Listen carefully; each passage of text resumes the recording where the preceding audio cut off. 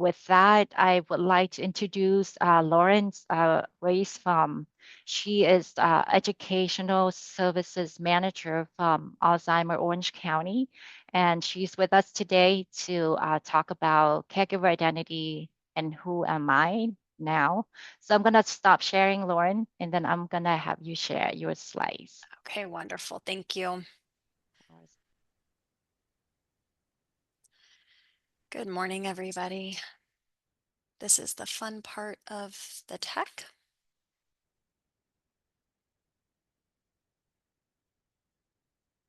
Okay.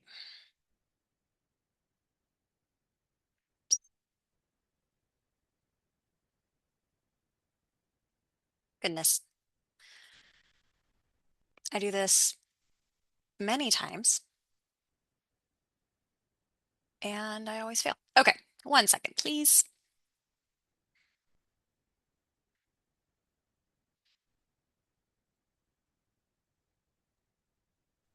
Oh, I'm sorry to remind you all why that Lauren said working on her slides. This is the recording class, so if you don't want to show your face. Welcome, everyone. I am really glad that you are here today. I want to start by acknowledging something. Just showing up to something like this, it takes effort. And caregivers don't always get time like this, so I want to honor that. Today, we're going to be talking about something that often goes unspoken, which is how caregiving changes who we are. Not just what we do, but how we see ourselves.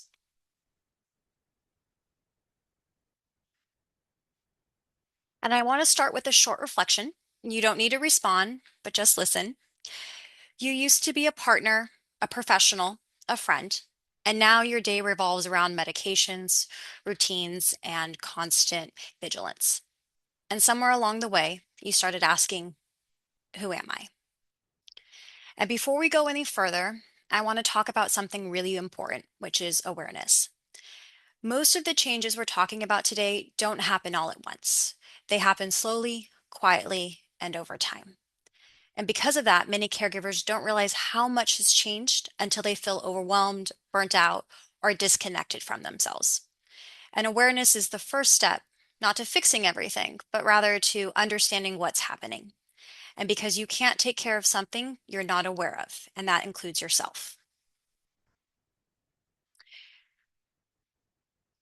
And now let's talk about and now that we've talked about awareness, well, everything we do today builds on that foundation, just noticing without pressure to change everything at once. And we'll talk about identity changes, emotional shifts, and most importantly, how to reconnect with yourself in small, realistic ways. And after this class, you will also receive a workbook with questions and exercises to help you to continue on to your journey of reflection and awareness. And I want to invite you into that space for just a moment and for you to answer. Either you can answer to yourself, or if you feel comfortable, just putting one word into the chat box. How has caregiving changed how you see yourself? And what parts of yourself feel different today? And what parts of yourself feel the same? And what emotions come up when you think about this? So again, take that time. You can answer these questions to yourself, or if you feel comfortable sharing, just putting a word into the chat box, but taking this moment to reflect.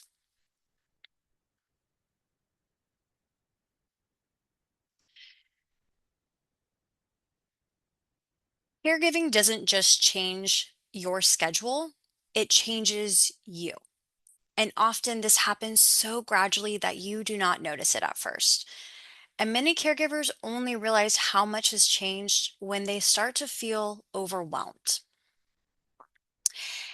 And dementia caregiving is uniquely challenging and unlike any other caregiving experience. It is not a one time adjustment, the role keeps changing. And often there is an increase in responsibility over time. And you do not know what each day will hold for you and are uncertain of what the future will look like. And one of the hardest parts is the loss of reciprocity in the relationship. You may feel like you are giving more and more and more of yourself without anything in return. Or maybe you're not feeling acknowledged for all of the hard work that you're doing. I know for my mom, when she was a caregiver for my father, she was responsible for cooking, which used to be his task. And she would cook for him, and he would make complaints about why the food didn't taste good or what he would do instead. And it was this feeling of, I'm doing this for you, and you can't even be thankful. And it was a very hard adjustment for her. And many caregivers describe this as a moving target. At first, you may just be helping a little bit, and over time, that role grows. In the earlier stages of the disease, you may be providing reminders, support, and light assistance. And in the middle stages, you start to focus on supervision and increased decision making. And finally, in the later stages, there is full responsibility. You are advocating for them. And then eventually, you're managing almost everything.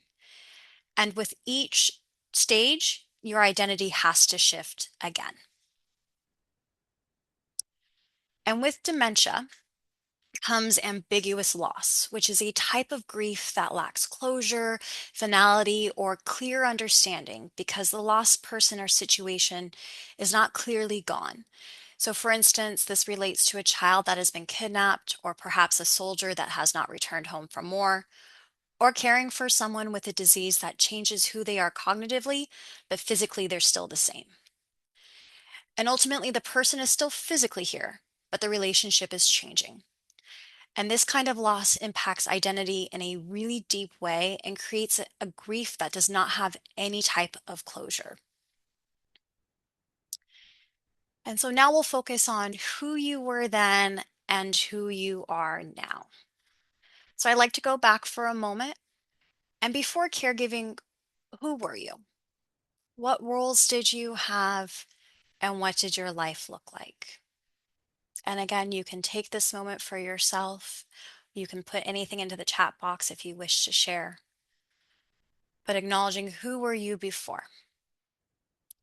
What did your life look like? And now think about today. How much of your time, your energy, and your identity is focused on caregiving? Many caregivers find that their roles have completely shifted, with the roles of caregiving taking over almost everything. And one of the most difficult changes is in relationships. A spouse may become a caregiver, a child has to become the decision maker, and you may have to take on responsibilities that once belonged to the person living with the disease. For instance, you have to start managing the finances when that was your partner's responsibility, or perhaps the cooking, or taking care of the home, doing laundry, or making repairs in the home.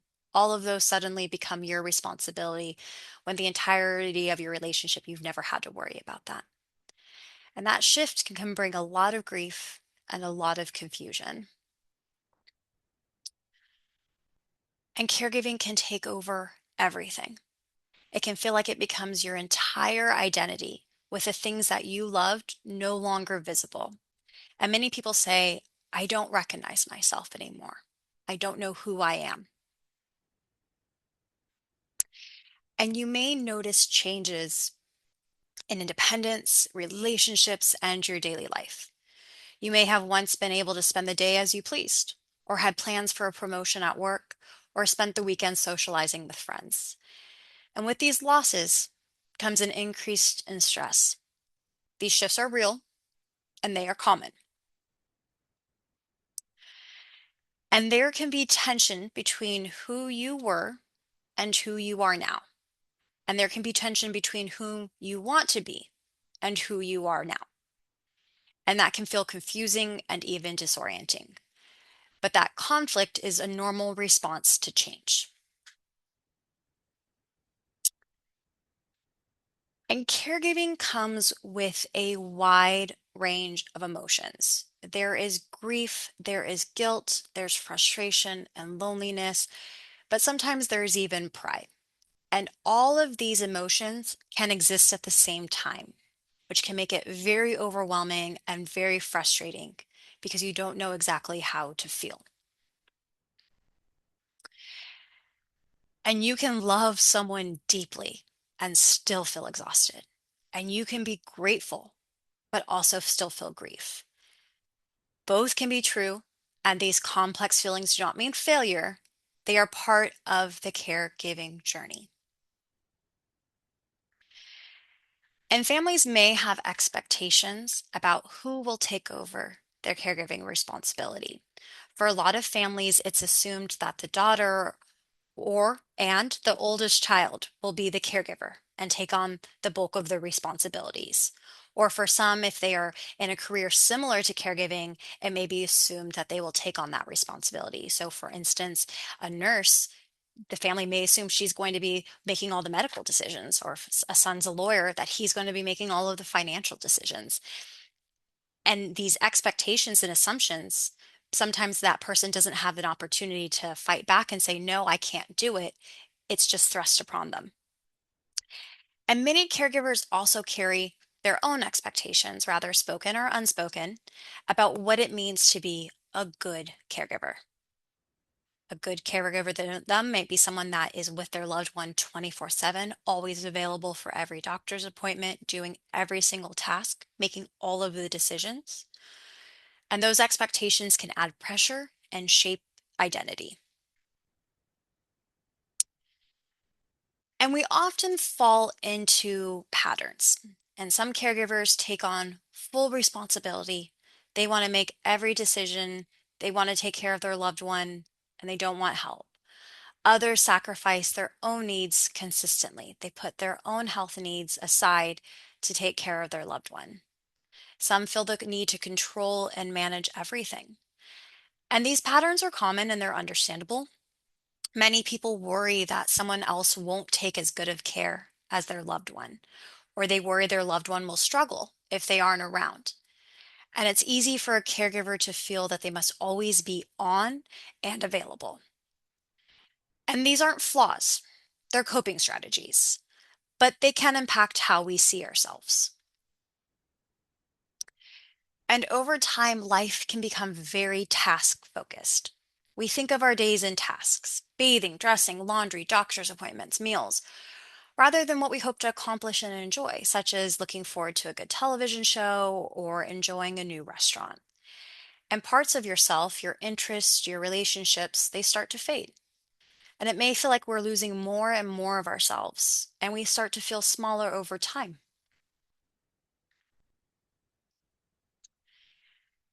And when caregiving takes over completely, it can lead to burnout.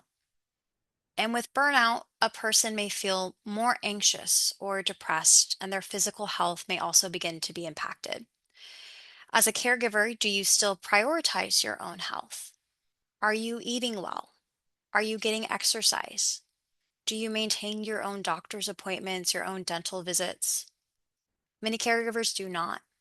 They feel like they do not have the time, or that the loved one that they're taking care of, that's more important than taking care of themselves.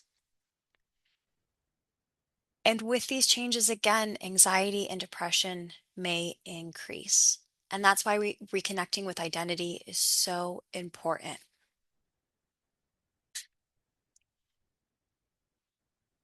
And there's often a progression in the stages of caregiving, from helping to immersion to feeling overwhelmed. And eventually, we have to find a way to integrate caregiving into our identity. We don't let it consume it, we integrate it.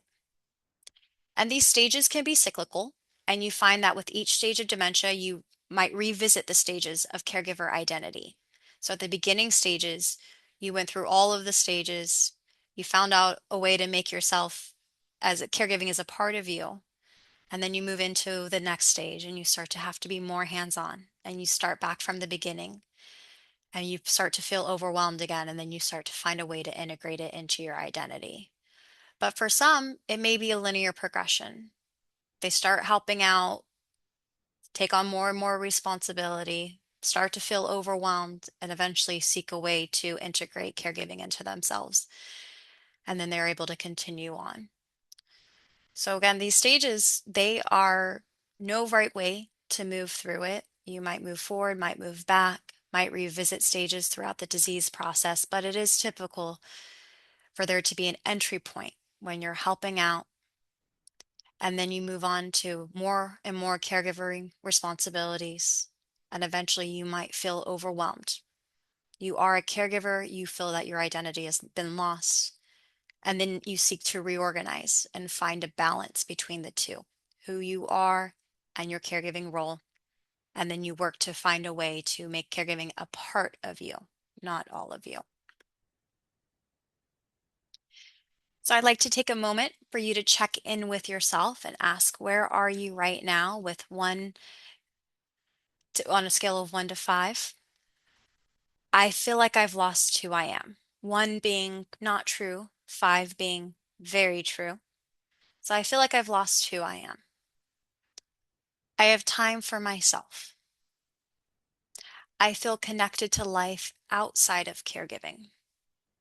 And I feel supported in my role. And there are no right or wrong answers. It is simply, how are you feeling? And how are you feeling in this moment in time?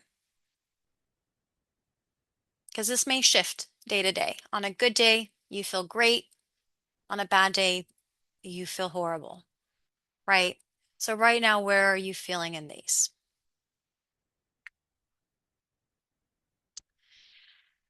And working to rebuild and redefine your identity.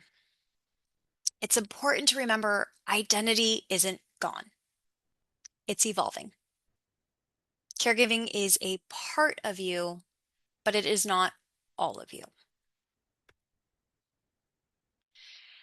And many caregivers develop incredible strength and resilience through this caregiving process.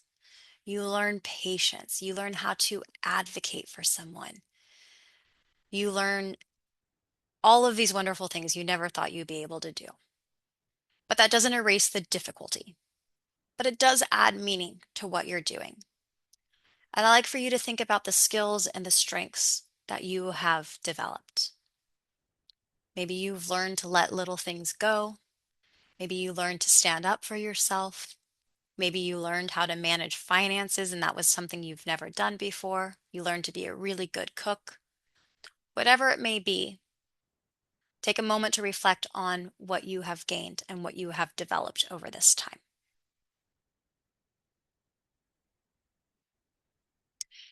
And also to reflect on, what has caregiving added to your life? Again, it's so easy to be consumed by the negative and to think about all that you have lost. But take a moment to reflect on the positive and what has caregiving added to your life.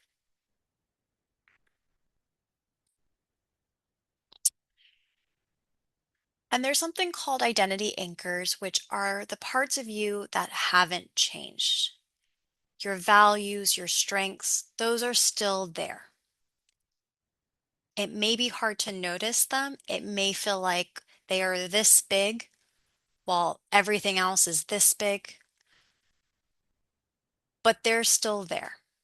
And it's important to remember this and to identify, what are you? Who are you, right? What are your values? What are your own personal strengths outside of caregiving? And in your workbook, you'll have the opportunity to complete your own identity pie. But this exercise helps provide a visual breakdown of roles and allows you to see how much space caregiving is taking. Because again, we live our lives day to day and things build up. And with caregiving, it's slow, it's insidious, we may not be fully aware. But what we want to focus on in this session is awareness and making ourselves fully aware of what's happening in my day and how I'm feeling about it. So with this exercise, the goal is not perfection. You don't want to have a perfect pie that's equal and well balanced. It's just about awareness, because without awareness, it is difficult to make change. And in this exercise, you will create your own pie and label the slices and decide how much of your pie each one of those slices gets. So maybe caregiving feels like it's 75% of the pie. And your role and responsibility as a parent is only 20%, or your role as a husband or wife is 5%. Maybe you used to love to volunteer, but that is such a small slice of the pie now, it almost doesn't exist. So again, you'll have the opportunity to create this for yourself and just to bring awareness to where you're feeling and how much responsibility each um, slice is taking up in your life. And you may notice that caregiving may take up a large portion and other roles may feel reduced. And the goal is to rebalance your identity. So first we become aware and then we work to rebalance. And how do we do that? We want to work on identity anchors on a daily basis. Reconnecting, it does not have to be big, but we want to work on reconnecting with ourselves. And perhaps it's sitting to enjoy your cup of coffee. You're always drinking it on the go, but you take a moment to sit down and enjoy your cup of coffee and have those moments for yourself. Or maybe it's taking a moment to sit outside and enjoy some fresh air in the morning. Maybe taking a longer shower than normal. We shared the 50 ways to take a break in the beginning, which will also be a handout that you're getting, but there's a lot of wonderful small ways to just take a moment for yourself. And the goal is to work to find small, consistent moments that matter, something that just brings value and meaning to you. And the goal is to take time for one non-caregiving activity a day and engage in something meaningful to you. It may seem very overwhelming because, again, it's easy for a caregiver to feel like I always have to be available to my loved one. But you need to treat this as a priority. You need to protect these small moments of independence and find ways to create these moments for yourself and make them a habit so that they are something consistently that you are doing for yourself. And again, it doesn't have to be this large thing. It doesn't need to be that you leave the house for hours at a time, but you just find small ways for yourself. And sometimes all it takes is a pause. Sometimes you just need a 2-minute recess.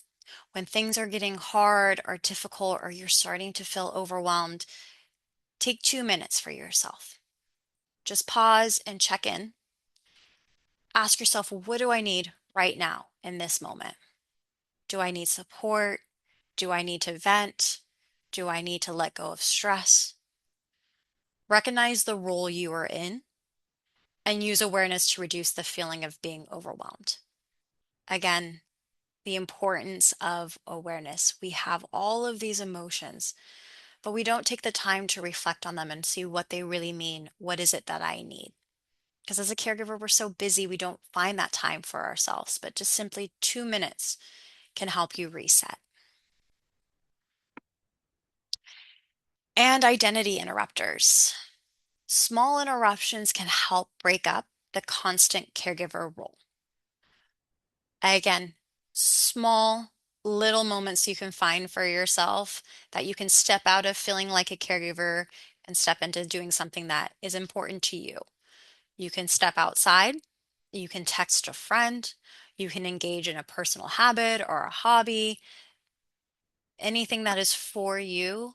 But finding these little moments breaks that caregiver only mode and allows for you to connect with yourself.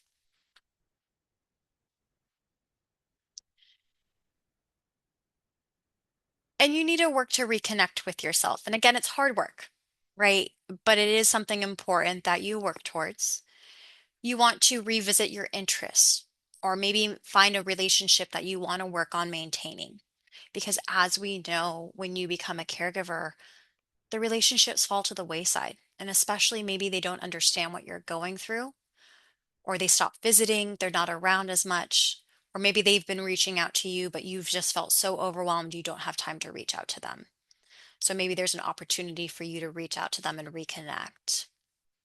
Or maybe it's just finding these micro moments of joy, these little things that just mean everything to you. For instance, if you love reading, just finding small moments throughout the day to read a couple pages of a book. I once was speaking with someone and she said the one thing she missed the most about herself before caregiving was being able to just go to the mall and walk around. That was something she loved to do. She didn't shop. She just liked to be at the mall and walk around. And that was something that she was working on revisiting, was finding the opportunity. She was able to leave her husband alone and she had friends and family that wanted to spend time with him, but she was just used to saying, "No, I'm okay." And eventually she got to the place where she says, "No, this is something I want to do for myself." And she found that opportunity to do it. But it doesn't have to be something that big. Even just these small moments of joy or connection, they matter. And you need to work to protect your boundaries. Boundaries protect your identity. They are not selfish, they are necessary. You want to work to protect your time and your schedule. You want to work to protect your own well being and to protect your workload. And sometimes this means letting go of the idea of being perfect, that you can juggle everything, you can do everything yourself. It's okay to ask for help. But saying no can be very challenging. And sometimes the hardest part is knowing what to say. So, another tool you'll have in the Caregiver Workbook is a list of scripts, as well as an opportunity for you to find your own voice and practice the words to help you find a version that feels like your own. But these are just some examples, and you want to adapt them to your voice, but they cover a variety of different topics. So, for instance, if someone is asking for more time or energy from you and you don't have that ability, you can say, "I'm not able to do that today, but I can help tomorrow." Or maybe you need to set up an emotional boundary and you can say, "I hear that you're upset, but I'm just doing my best to help." Or maybe you need to find ways to set up boundaries that are related to the person you're taking care of and looking for dementia specific communication. And you say, "That's been taken care of. Let's not worry about it now." Or you need to set up boundaries with your family. And if, they keep asking more and more of you and you can't take on any more, simply saying, "If this is important to you, I need you to be involved too." Or maybe guilt reducing boundaries, right? You want to take care of yourself, you talk yourself out of it, but holding firm and saying, "Taking care of myself helps me care for them." Maybe you need to work on task delegation and asking, "I need help with an appointment this week. Can you take one?" Or crisis or feeling overwhelmed. "I can't make a decision right now. I need more time to think." So you don't feel pressured. Or protecting your personal time, the time that you have for yourself. And this is my time to rest. I'll be available later. Or when talking to a doctor or a medical professional, "I need time to process before moving forward." Or simply when saying no feels hard, because it is very, very difficult to say no, "I need to prioritize what's already on my plate." So, again, the workbook is going to have a variety of different scripts for you to work on, an opportunity for you to reflect on when you need to use these scripts and how you want to relay the information you need to relay. But it's important that we prioritize our time, our energy, our well being.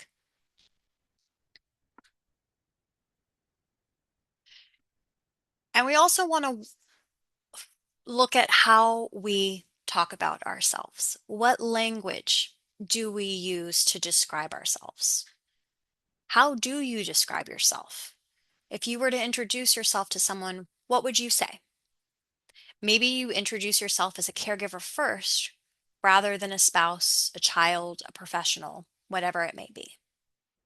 Many, many times I've met people and they introduce, "Oh, I'm his caregiver," rather than "I'm their child, I'm their wife," right? Or "I'm a lawyer," they say "I'm a caregiver." Whatever it may be, caregiver becomes the first way they identify themselves and also the only way that they identify themselves. But you are more than one role, and you want to make sure you include all that you are when you are describing yourself. So use language to reinforce your self-worth, right? How do you want to be seen? How do you want to be acknowledged? And maybe you are a caregiver and that feels like that takes up the bulk of your pie. but you're still so much else. And when you put that first, it helps with that shift.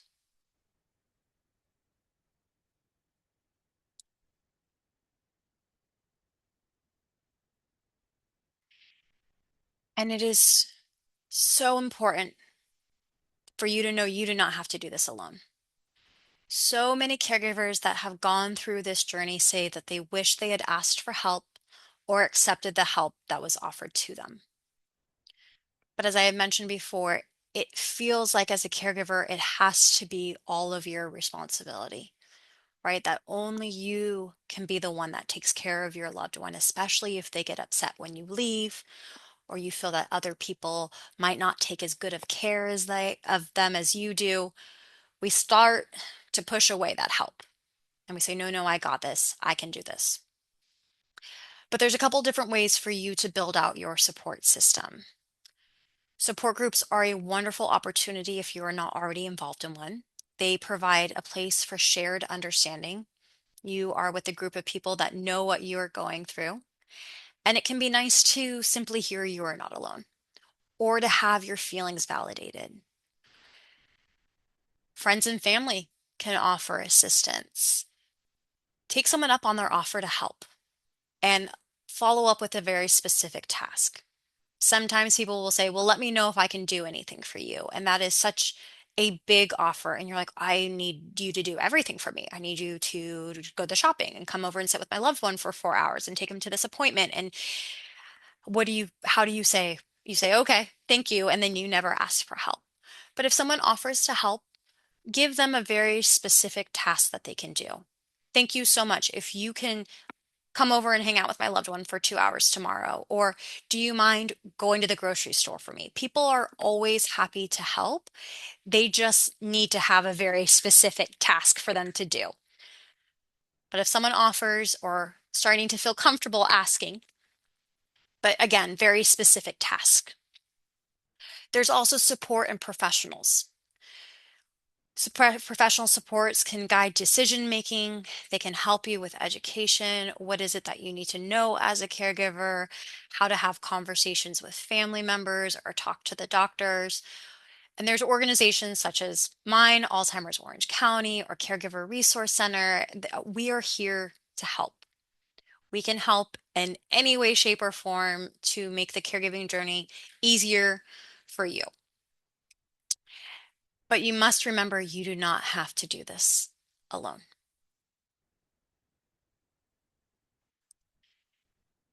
And being seen as a person, not just as a caregiver, it matters.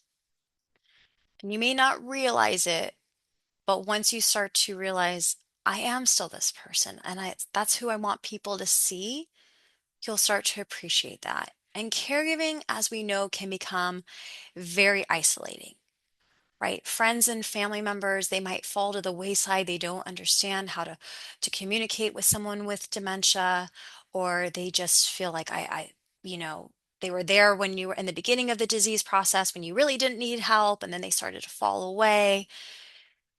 And it might be hard to also connect with friends that have not experienced what you have. Again, the dementia experience is so unique. And some of the things that you go through as a caregiver, if you were to tell somebody else that hasn't been a caregiver, they might think like, "Oh my goodness, what is that?" But you're like, "No, no, that's just part of my day. We actually laughed about it, right?" But when you can find people that acknowledge what you are going through and can share their own experiences, it can help promote healing and strengthen your own identity. So that's why we always encourage people living with the disease and their care partners to come together. We have a wonderful program here at Alzheimer's Orange County called Connect Culture. And it's just a way to bring together people that are sharing and living the same experience. And also why support groups are so wonderful, because it may be finding new friends in this stage of life.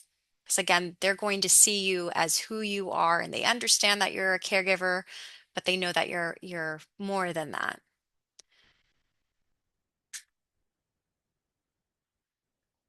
And it's important to have self-compassion. And you want to talk to yourself the way you would talk to a friend. Be kind to yourself. You are doing the best that you can do. And I always say that dementia is a very forgiving disease. You may mess up, be too harsh, or quick to anger, but your person may not remember. You always have the opportunity to reset and try again. And the goal is to focus on moving forward, not on being perfect. And so we'll look ahead now on moving forward.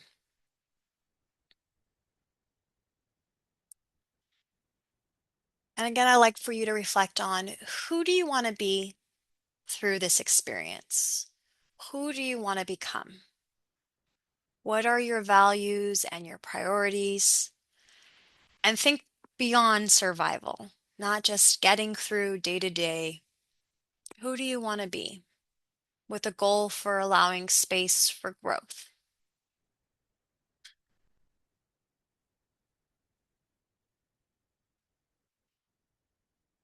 And there will be a point in time where this role won't always look the same. And thinking about that can bring a lot up. Many caregivers worry about what is going to come next. And maybe it's not the point of caregiving where your loved one passes away, but maybe there is a point in time where your loved one moves into a memory care facility or a boarding care because their needs exceed what you're able to provide for them. And at that point in time, who will you be? It's very hard for people who have made their identity only caregiving to find themselves after they're no longer a caregiver. And their identity may need to be rebuilt again. And there may be grief and there may be uncertainty, but there's also possibility. And there's also an opportunity for renewal.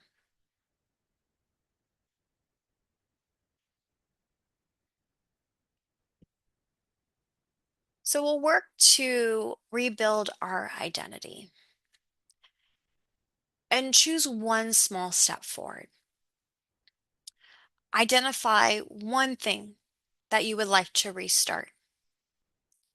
Identify one thing that you would like to release, and identify one thing to ask for help with. So, what's one thing that you would like to restart? Maybe you used to love to paint and that's something you've given up. Maybe you love to cook, but that's just one thing you don't have the time for. So, simply finding one meal a week to cook. And one thing to release. Maybe you've held on to anger. Maybe you've held on to resentment. Maybe you've held on to this idea that you can be the only person that can care for your loved one. Whatever it may be, what is one thing that you can release? And identify one thing to ask help with. Maybe it's the mornings. Maybe bathing is always a challenge. Maybe doctor's appointments. Whatever, maybe it's just grocery shopping or gardening, whatever it may be. And all I ask for you to do is just simply identify each thing. You don't have to act upon it. You don't need to figure out who you're going to ask. Just what is one thing? And by simply identifying each thing, you are taking one small step forward. You are making progress in reclaiming your identity. And I'd like for you to take a moment to complete these prompts as well. I am still someone who caregiving has changed me by. I want to reconnect with, and I need support with.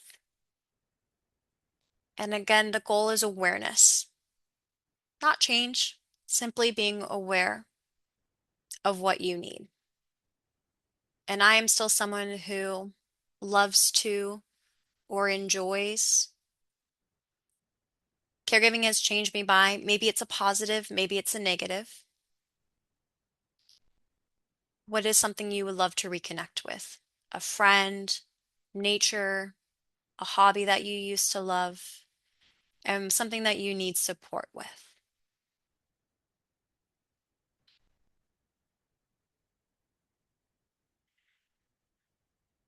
And so, again, before we wrap up, identity change is normal, but we are more than caregiving. You are more than caregiving. And we want to take small steps to help rebuild yourself and work to find our support. And I have one last prompt for you that we'll work through together before questions. But again, just wanted to share the Caregiver Identity Workbook will be coming out to you. Please feel free to use it if you want to. Please, if you don't want to, that's totally fine. I know as a caregiver, when someone hands you homework, it's the last thing that you want to do. But again, it's an opportunity for you to spend time on yourself. And very much similar to the prompts in the PowerPoint slide, you'll have the opportunity to reflect on your past self versus your current self. You'll have the opportunity to reflect on your daily reality. And then the identity pie exercise, simply just to visualize what your identity looks like and where there may be opportunity to rebalance your pie and how you can go about rebalancing it. Because it can be great to know I need to, but there's also steps to help you focus on what is one thing that you can restart. How do you ask for help? And then there's your future self and what you want to work on as you move into the future.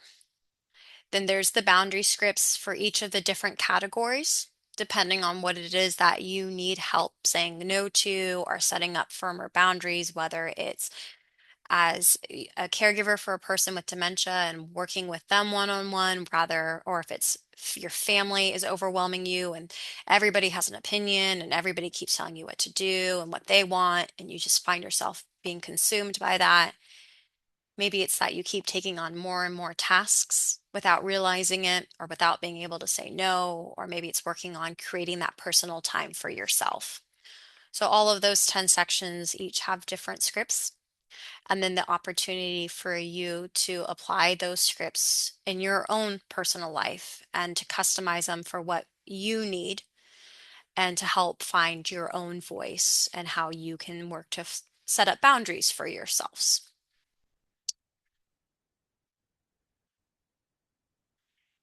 And then the last of these prompts, our last reflection of the day, is what part of you do you want to hold on to this week?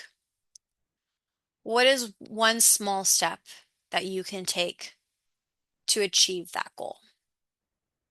And what support do you need moving forward? And what's giving you hope right now? We talk a lot about support. You'll see it is in a lot of the prompts. Support. How do I ask? What do I need support with? Because again, it is something with caregivers struggle with is asking for help and accepting help. But nearly every caregiver that has made it through this journey will say, I should have been better about accepting help. I had no reason to say no to everybody. I wish I had found more support. So please do take that seriously. And I want to thank you for being here and for the work that you do every single day. And with that, this is our helpline number, but I would also like to open it up if anybody has any questions. You're more than welcome to unmute yourself or to put anything into the chat box.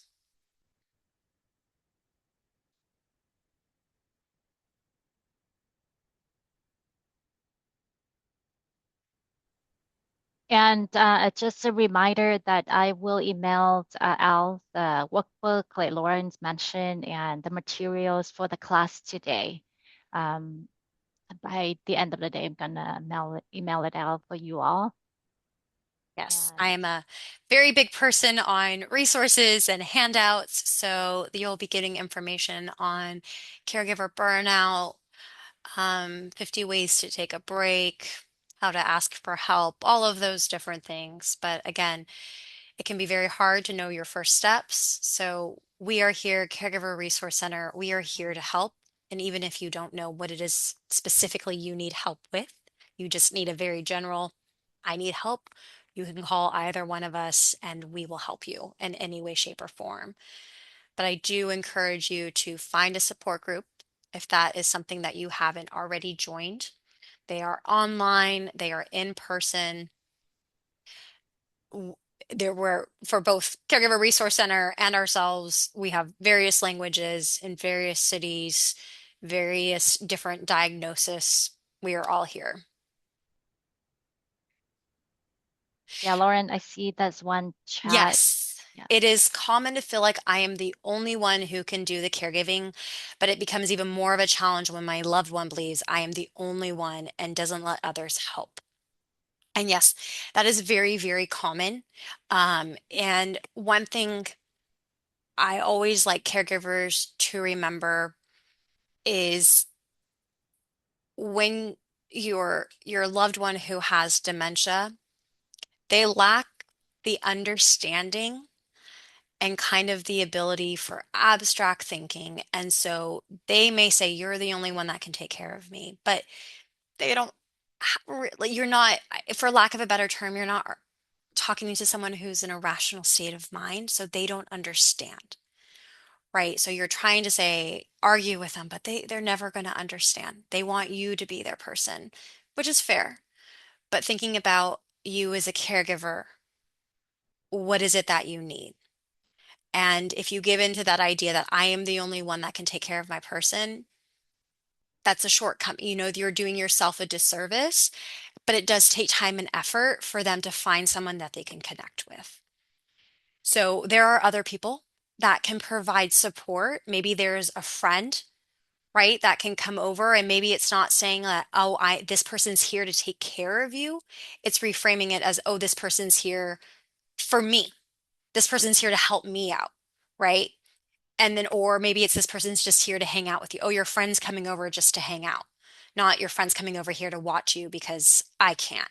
So kind of how we put the language on it, but understanding that it might take time and it's work, but don't automatically think, oh, I can't do anything because my loved one says I'm the only one that can take care of him. Because you have to remember, unfortunately, they're not in a rational way of thinking because of the disease process. So you have to do what's best for you, and how do you keep your loved ones safe? But it is a very real challenge for that. And that's why the Caregiver Resource Center is so lovely because they do have that respite funding to help with you with those services. So just that reminder of, your loved one just might not be fully aware of what they're asking you for because of the disease. So don't let that stop you. It's just something that you have to find a way to work around. Yeah, thank you so much, Lauren. And thank you, Hazel, for your comment. And um, if anyone have any question, but later on, please either reach out to Alzheimer Orange County or to us at Caregiver Resource Center OC. Um, we have 5 more minutes. If anyone have any question for Lauren today, you can put it on the chat or you can unmute yourself. But Lauren, thank you so much for like amazing. It's Oh, very good. informative information. Yeah. Right. And I'm sure that I will email out that all the materials that you sent it to me. So Yeah. It's a lot of information. that's yeah, yeah, but it's helpful. That's a hmm good reminder for everyone. Yeah. And you may not be comfortable sharing anything right now or not sure how to phrase it. Again, we are both here for you. Mhm. Um, and I think you shared your information, our information. We work hand in hand together. So it's, Mhm. I always say there's no such thing as too much help. So Alzheimer's Association, Alzheimer's Orange County, Caregiver Resource Center, Mhm. we are all here for you. Yes, absolutely. Sure. So don't hesitate to give us a call. hmm Even if you in a doubt, you're not sure, or like Lauren mentioned, we have a lot of caregiver support groups. You can attend more than one. Yes. Um, you can look us up on our website or call us that we here. Yes. And also if you are a, caregiver, um, And as I mentioned earlier, one program that I'm so proud of is our Connect to Culture program.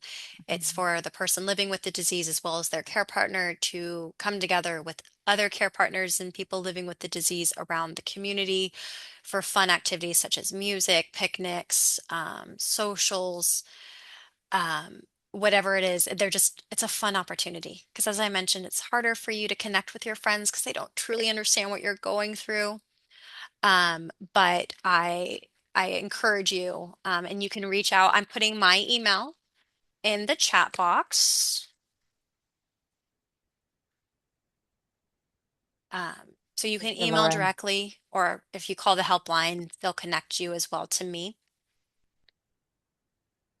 Great. Thank you so much, Lauren. Wonderful. Well, Yeah. if we don't have any more questions, you have a few minutes left in your day, in your hour. Yeah. Yes, absolutely. Thank you, Lauren, and thank you everyone so much for your time today, for being here with us. And I wish you all with good health and joy.